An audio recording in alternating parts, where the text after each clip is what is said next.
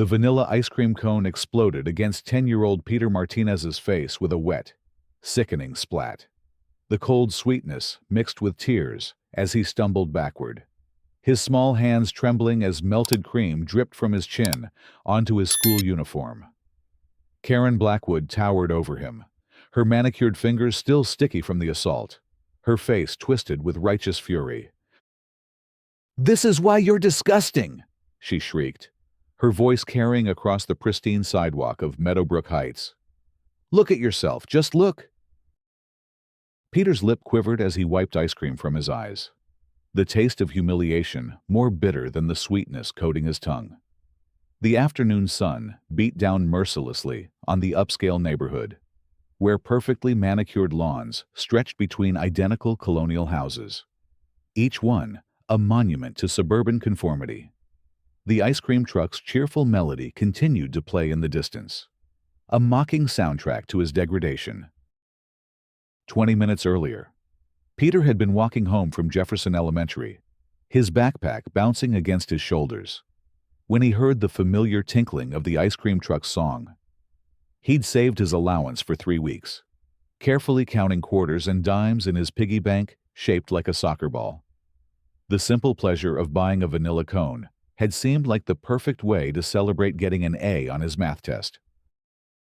The truck had been parked at the corner of Elm and Oakwood, just inside the boundaries of the Meadowbrook Heights Homeowners Association. Peter had joined the small line of neighborhood children, their excited chatter filling the air as they debated between rocket pops and ice cream sandwiches. When his turn came, he'd politely ordered his vanilla cone, handed over his crumpled dollar bills, and accepted the treat with a shy smile.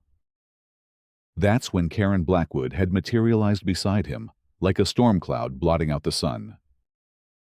Karen served as the self-appointed enforcer of the Meadowbrook Heights HOA, a position she'd created for herself through sheer force of will and an uncanny ability to make everyone around her miserable. At 52, she carried herself with the bearing of someone who'd never been told no, her blonde hair pulled back in a severe bun that stretched her features into a permanent expression of disapproval. Her HOA security badge glinted in the sunlight, pinned to her crisp white blouse like a badge of authority. "Excuse me, young man," she had begun, her voice sharp enough to cut glass. "Do you live in this neighborhood?" Peter had looked up at her, confusion clouding his dark eyes. "Yes, ma'am. I live on Maple Street with my mom and dad." The Martinez family. Karen's mouth had twisted into a sneer. "I should have known. Your parents clearly don't care about setting a good example for the community." The accusation hit Peter like a physical blow. His parents worked 2 jobs each to afford their modest home in the prestigious neighborhood, sacrificing their own comforts to give their son opportunities they'd never had. His mother, Rosa, cleaned offices at night and worked at a daycare during the day. His father, Miguel, drove a delivery truck and spent weekends doing construction work. "My parents work really hard," Peter had whispered, his voice barely audible above the ice cream truck's melody. Karen's laugh was as cold as the treat melting in Peter's hand. "Hard work doesn't excuse encouraging bad eating habits on HOA property. Do you know what your disgusting gluttony does to our property values? Do you have any idea how your obesity reflects on this community?" The words hit Peter like hammer blows. He wasn't obese, just a little chubby the way many children his age were. But Karen's venom made him feel monstrous. The other children in line fell silent, their eyes wide with shock and second-hand embarrassment. Some of their parents began to drift closer, drawn by the commotion, but too intimidated by Karen's reputation to intervene. "You're a walking advertisement for everything wrong with this generation," Karen continued, her voice rising with each word. "No self-control, no discipline, no respect for community standards. Look at you, stuffing your face while decent people are trying to maintain property values." Peter's hand shook as he held his cone, the ice cream beginning to drip down his fingers. I'm sorry. I didn't know I wasn't supposed to. Sorry doesn't fix the damage you've already done, Karen snarled, stepping closer until her shadow fell across Peter's face. Every day I see you waddling around this neighborhood, a constant reminder of the declining standards we're supposed to accept. Well, I won't accept it. Not anymore. Not. That's when she'd struck, her hand shooting out to knock the cone from Peter's grasp. But knocking it away wasn't enough for Karen Blackwood. In a moment of pure malice, she'd grabbed the falling treat and smashed it directly into Peter's face, grinding the sticky mess into his skin with deliberate cruelty.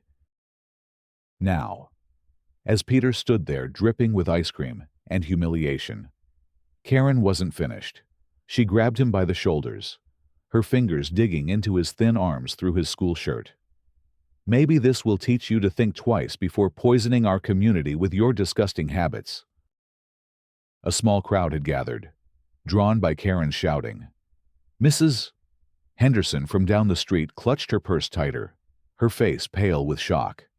The Johnsons from across the way whispered to each other, their expressions torn between horror and the paralyzing fear of crossing Karen Blackwood. Even the ice cream truck driver had stopped serving customers. His weathered face creased with concern as he watched the scene unfold. But nobody moved to help. Nobody spoke up. Karen's reign of terror over the neighborhood had been so complete, so methodical, that even witnessing the assault of a child wasn't enough to break the spell of fear she'd cast over Meadowbrook Heights. Peter tried to pull away from Karen's grip, but she held him fast. "Let me go, please," he whispered, his voice breaking with shame and fear. "I'll let you go when you promise to stay away from this truck, away from this corner, away from anywhere decent people might have to see you making a spectacle of yourself," Karen hissed, her face inches from his. "Do you understand me?" That's when a new voice cut through the afternoon air, like a blade through silk. "Remove your hands from that child immediately." The voice carried the weight of absolute authority, each word precisely enunciated with the kind of gravitas that made people stop in their tracks. Karen's head snapped up, her grip on Peter's shoulders loosening slightly as she searched for the source of the command. A tall, distinguished man in his early 60s approached from the direction of Maple Street. His silver hair was perfectly groomed, his charcoal suit impeccable despite the heat, and his bearing spoke of someone accustomed to being obeyed without question. His dark eyes, so similar to Peter's, blazed with controlled fury as he took in the scene. "I said, remove your hands," he repeated, his voice never rising above a conversational tone, but somehow carrying the force of thunder. Karen's hands dropped from Peter's shoulders as if burned. "This is a private HOA matter," she began, trying to regain her composure. "You have no right to interfere with community enforcement." The man's expression didn't change as he reached Peter's side, placing a protective hand on the boy's shoulder. "Community enforcement." His voice carried the faintest hint of incredulity. "Is that what you call assaulting a minor?" Peter looked up at the stranger with confusion and hope. "Uncle Ray," he whispered, recognizing the man from family photos and rare holiday visits. Justice Raymond Holt of the United States Supreme Court nodded slightly, his eyes never leaving Karen's face. "Hello, Peter. Are you hurt?" The crowd's murmur grew louder as people began to recognize the distinguished visitor. Karen's face went pale as the implications began to sink in, but her arrogance was too deeply ingrained to allow for immediate retreat. "I don't care who you think you are," she declared, her voice shaking slightly. This child was violating community standards, and as a licensed HOA security officer, I have the authority to enforce compliance. Justice Holt's eyebrows rose a fraction of an inch. Licensed security officer.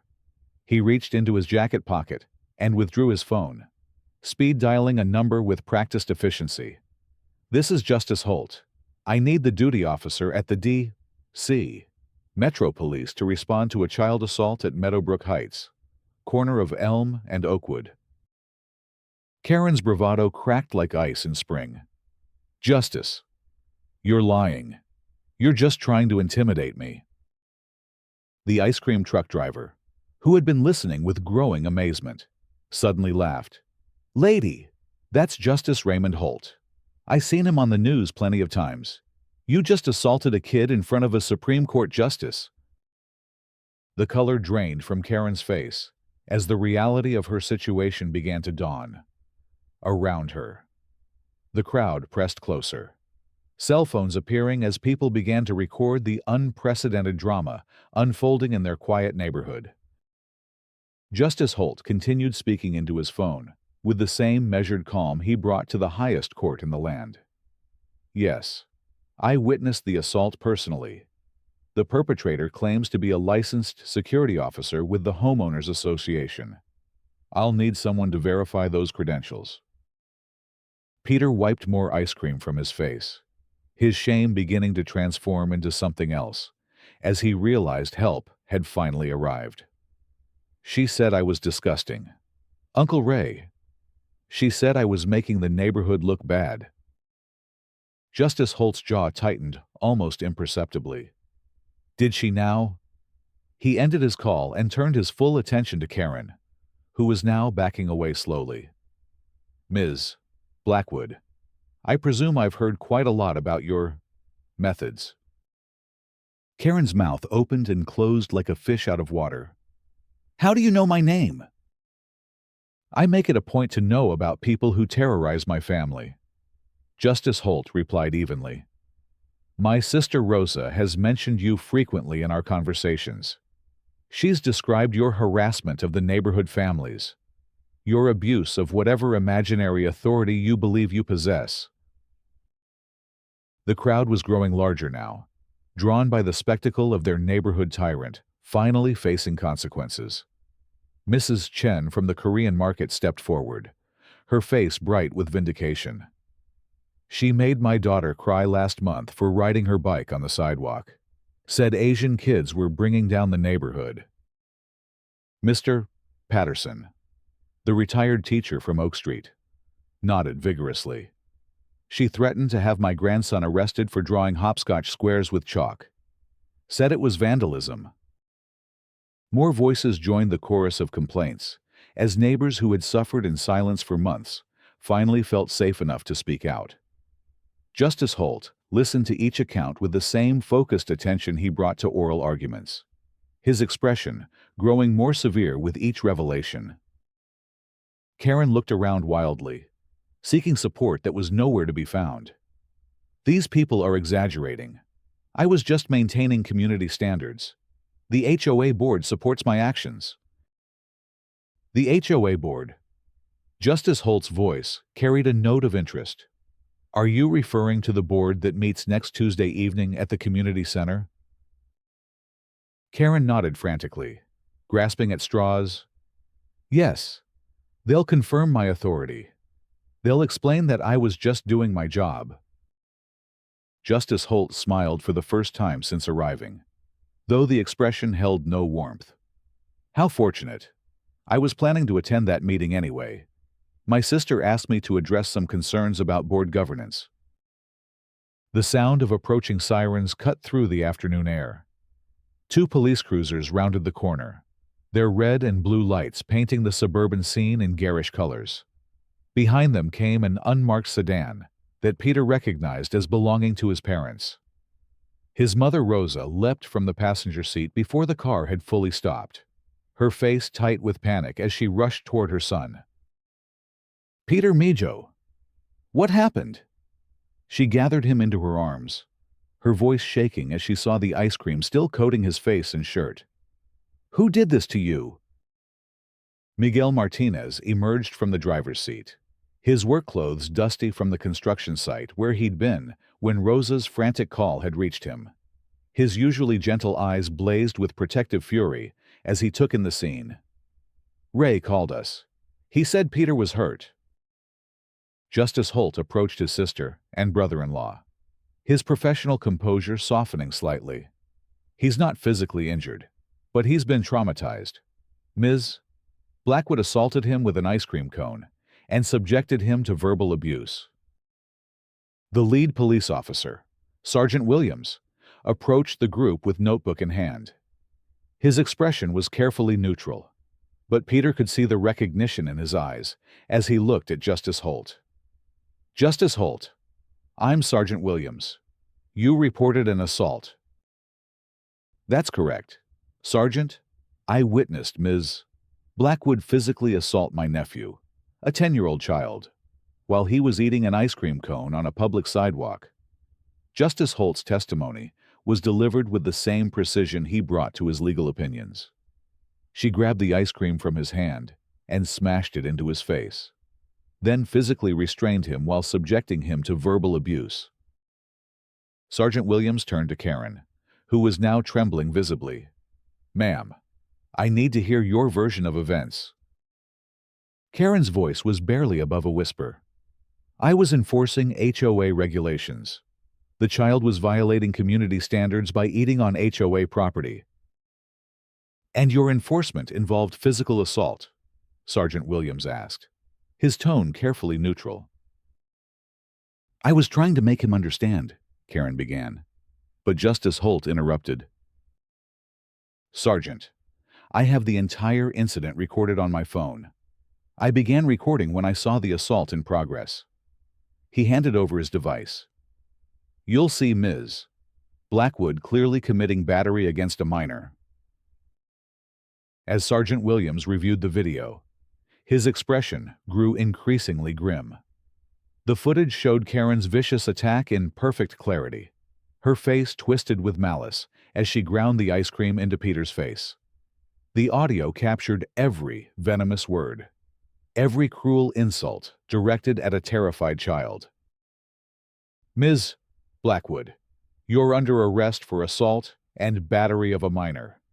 Sergeant Williams signaled to his partner, who approached with handcuffs. You have the right to remain silent. Karen's protests turned to sobs as the handcuffs clicked shut around her wrists. This is a mistake. I have rights. I have authority. The crowd watched in stunned silence as their neighborhood self-appointed enforcer was led away in handcuffs. Some began to applaud. Others simply stared in disbelief. After months of fear and intimidation, Karen Blackwood's reign of terror was finally over. But Justice Holt wasn't finished. As the police cars pulled away, he turned to address the gathered crowd. I want everyone here to understand something. What happened to my nephew today was not an isolated incident. It was the inevitable result of allowing a bully to operate unchecked in your community. His words carried the weight of moral authority, each syllable precisely delivered. Every one of you who stood by and watched as your neighbors were harassed, every one of you who remained silent when children were intimidated, bears responsibility for what happened here today. The crowd shifted uncomfortably, shame replacing the earlier excitement of watching Karen's downfall. Mrs. Henderson clutched her purse tighter, unable to meet Justice Holt's gaze. But, Justice Holt continued, his voice softening slightly, today also proves that bullies can be stopped. That justice can prevail when good people find the courage to stand up for what's right. Miguel stepped forward, his arm around Rosa's shoulders. Ray, thank you. I don't know what would have happened if you hadn't been there. Justice Holt's expression warmed as he looked at his sister's family. I was coming to see you anyway. I had some vacation time, and Rosa's been telling me about Peter's soccer season. He ruffled his nephew's hair gently. Though I wish our reunion had been under better circumstances. Peter looked up at his uncle with newfound admiration. Are you really a Supreme Court justice-like? One of the 9 most important judges in America? Justice Holt's smile was genuine now. I am, And do you know what one of the most important parts of my job is? Peter shook his head, still awed by the revelation. Protecting people who can't protect themselves. Making sure everyone gets treated fairly, regardless of who they are or where they come from. Justice Holt knelt down to Peter's eye level. What happened to you today was wrong. Peter, no child should ever be treated that way. As the crowd began to disperse, people approached the Martinez family with words of support and apologies for their previous inaction. The ice cream truck driver, whose name was Frank, refused to accept payment as he handed Peter a fresh vanilla cone. On the house, kid. And next time someone gives you trouble, you just let me know. I've been serving this neighborhood for 10 years, and I've never seen anything like what that woman did to you. The next few days passed in a whirlwind of activity. Karen's arrest made local news. Then, national headlines when reporters discovered the identity of the witness who had intervened. Supreme Court Justice stops child assault ran on every major network, turning the quiet suburban incident into a national conversation about bullying, community responsibility, and the abuse of authority. Justice Holt used his unexpected media attention to highlight the broader issues at play. In interviews, he spoke eloquently about the importance of community intervention, the danger of unchecked power, and the responsibility every citizen has to protect the vulnerable. Meanwhile, Peter found himself something of a celebrity at Jefferson Elementary. His classmates, who had been impressed by his uncle's famous job, were even more awed by his newfound status as a national news story. But more importantly, Peter discovered that he no longer felt ashamed of his appearance or his family's modest circumstances. His uncle's intervention had given him something precious, the knowledge that he was worthy of protection and respect. The HOA board meeting that Tuesday evening drew a crowd unlike any in Meadowbrook Heights history. The community center was packed to capacity, with overflow crowds gathering outside to listen through the windows. Justice Holt arrived in his judicial robes, a decision that sent a clear message about the gravity of the situation. Board President Timothy Walsh called the meeting to order with visible nervousness. Before we begin regular business, we have a special presentation from Justice Raymond Holt regarding recent events in our community. Justice Holt approached the podium with the same measured dignity he brought to the Supreme Court.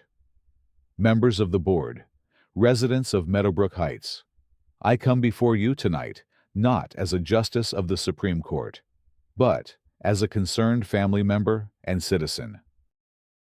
His voice carried easily through the packed room. Last week, my 10-year-old nephew was assaulted on a public sidewalk by someone claiming to act with the authority of this homeowners association.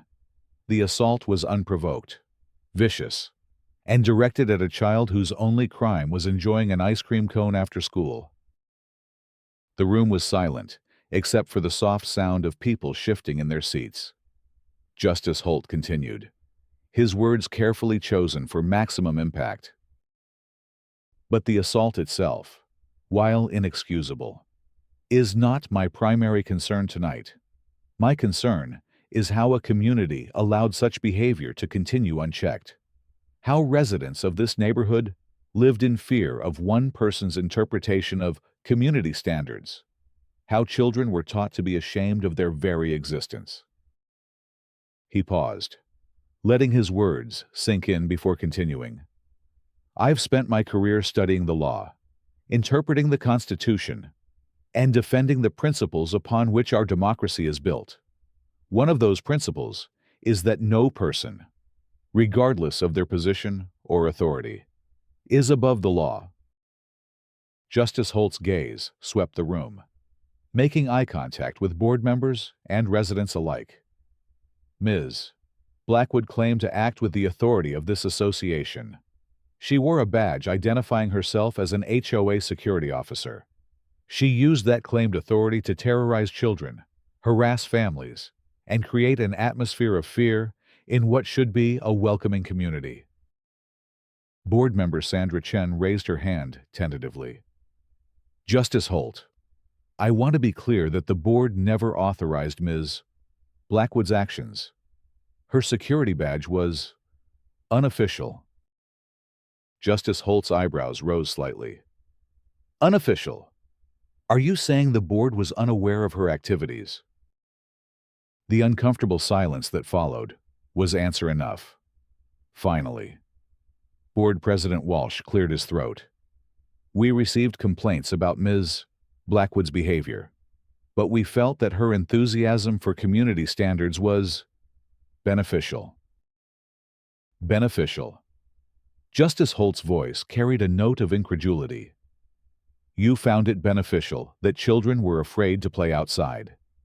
You found it beneficial that families of color were subjected to racial harassment. You found it beneficial that elderly residents were intimidated for minor infractions. The questions hung in the air like accusations.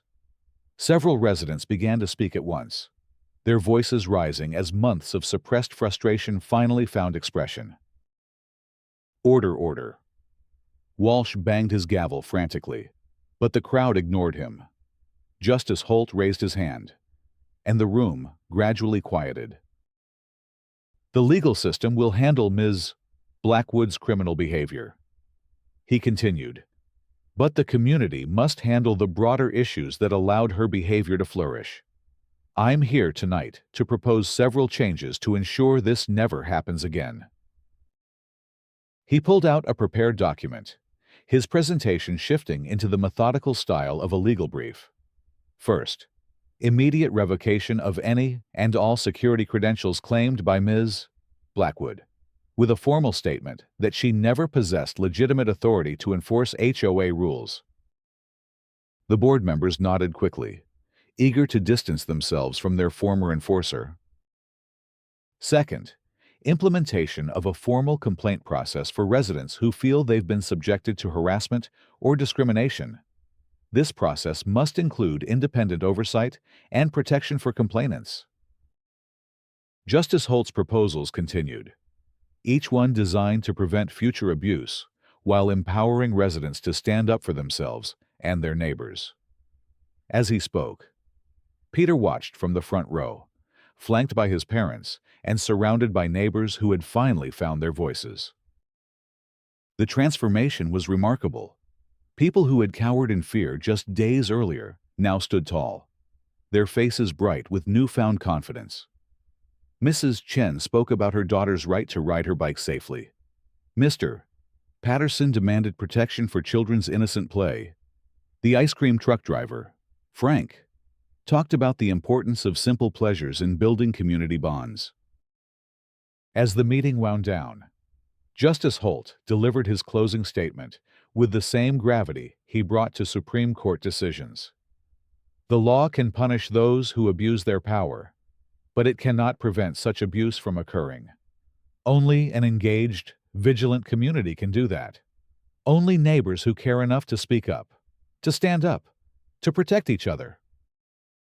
He looked directly at Peter, his voice softening with familial affection. My nephew learned a hard lesson about the cruelty that can exist in the world. But I hope this community has learned an even more important lesson about the power that comes from standing together against such cruelty.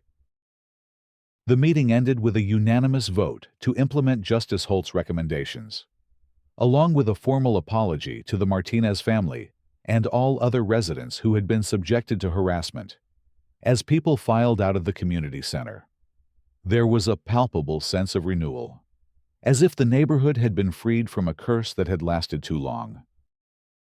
3 weeks later, the legal consequences for Karen Blackwood continued to mount. The assault charge was just the beginning.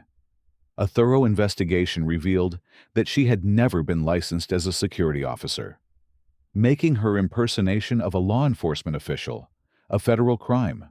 Her threats and harassment of minority families triggered civil rights violations. The physical assault on Peter resulted in additional charges of child endangerment. Peter's parents decided to file a civil lawsuit, not for money, but to establish a legal precedent that would protect other children from similar abuse. Justice Holt, despite his judicial position preventing him from directly representing them, connected them with one of the most prestigious civil rights attorneys in the country.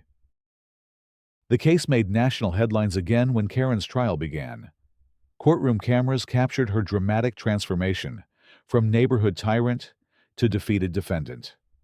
The video evidence of her assault on Peter was played repeatedly, each viewing revealing new depths to her cruelty. During the trial, witness after witness testified about Karen's reign of terror. The prosecutor painted a picture of systematic harassment, racial intimidation, and the abuse of imaginary authority. Karen's defense attorney could only argue for leniency, unable to dispute the overwhelming evidence of her guilt. Justice Holt testified via video link, his presence lending additional weight to the prosecution's case. His measured testimony described not just the assault he had witnessed, but the broader pattern of abuse that had characterized Karen's behavior. The defendant's actions represented more than a single moment of poor judgment. He testified, they reflected a systematic campaign of intimidation designed to terrorize vulnerable members of the community. The assault on my nephew was simply the most visible manifestation of behavior that had been escalating for months. The jury deliberated for less than 2 hours before returning guilty verdicts on all counts. Karen's sentencing hearing drew another packed courtroom, with many Meadowbrook Heights residents traveling to witness the final chapter of their ordeal. Judge Morrison, clearly influenced by the testimony about Karen's systematic abuse of her neighbors, sentenced her to 18 months in prison, followed by 2 years of probation and community service. She was also ordered to pay restitution to the families she had harassed and to undergo anger management counseling. But perhaps the most satisfying consequence came from the Professional Licensing Board. Karen's security license, which she had obtained through fraudulent means, was permanently revoked. She was banned from any security-related employment and faced additional fines for her impersonation of a law enforcement official. The civil lawsuit settlement was sealed, but sources close to the case suggested that Karen's homeowner's insurance had paid a substantial sum to the Martinez family and other affected residents. More importantly, the settlement included a permanent restraining order preventing Karen from contacting any of the families she had harassed.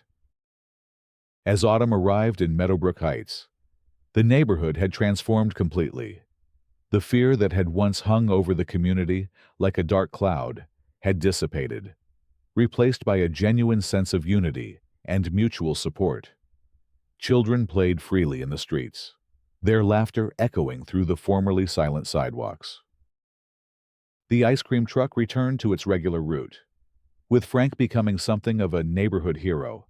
His daily visits became community events, with parents joining their children to enjoy the simple pleasure of a cold treat on a warm day.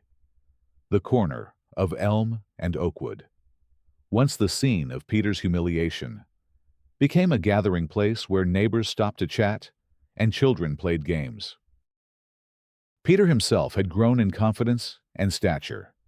The shy, frightened boy, who had been assaulted with an ice cream cone, had become a vocal advocate for other children facing bullying. His teacher, Mrs. Rodriguez, noted that he had become a leader in class discussions about fairness and standing up for others. I learned that even kids have rights, Peter told a reporter from the local newspaper, and I learned that there are good people who will help you when bad things happen. Justice Holt's visit to Meadowbrook Heights had extended far beyond his original vacation plans. He ended up spending several weeks with his sister's family, attending Peter's soccer games and helping with homework.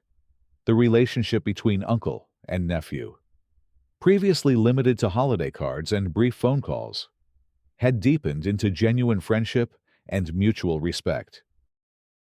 On his final evening in the neighborhood, Justice Holt walked with Peter to the corner where the assault had occurred. The ice cream truck was there, as it was every evening now, surrounded by happy children and watchful parents. Frank waved from his service window, calling out a cheerful greeting to his favorite customers.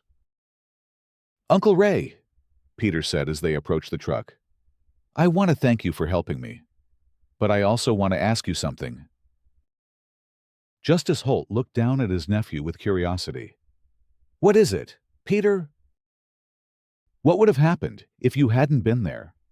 What would have happened to other kids like me, who don't have a Supreme Court justice for an uncle?"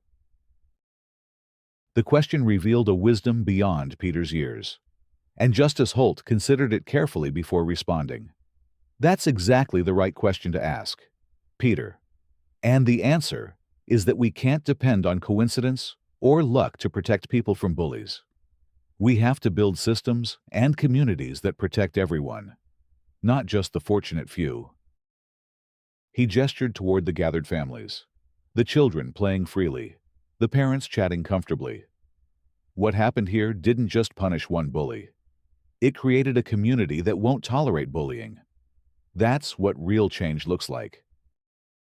As they shared ice cream cones and watched the sunset paint the suburban streets in golden light, Peter felt a deep sense of satisfaction. The corner, where he had once been humiliated, had become a place of joy and community. The neighborhood that had once been ruled by fear now thrived with mutual support and genuine care. Justice Holt's phone buzzed with a text from his clerk, reminding him of the cases waiting for his attention back in Washington. But as he watched Peter laugh with his friends, as he saw the community that had learned to stand up for itself, he knew that his time in Meadowbrook Heights had been more than just a vacation. It had been a reminder of why the law existed in the first place, to protect those who couldn't protect themselves, to ensure that justice prevailed over power, and to create communities where children could eat ice cream without fear. The ice cream truck's melody played on, a sweet soundtrack to the summer evening.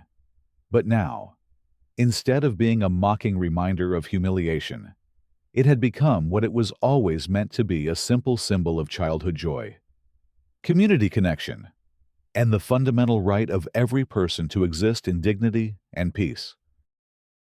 Karen Blackwood's reign of terror was over. In its place, Meadowbrook Heights had discovered something far more valuable than the sterile perfection she had tried to enforce. They had discovered what it meant to be a true community, not a place where everyone looked the same and followed the same rules, but a place where everyone looked out for each other, where differences were celebrated rather than punished, and where the strong protected the weak instead of preying upon them. As Justice Holt prepared to return to his chambers and his constitutional duties, he carried with him the knowledge that sometimes the most important cases were decided not in marble halls of justice, but on street corners where ordinary people found the courage to do what was right.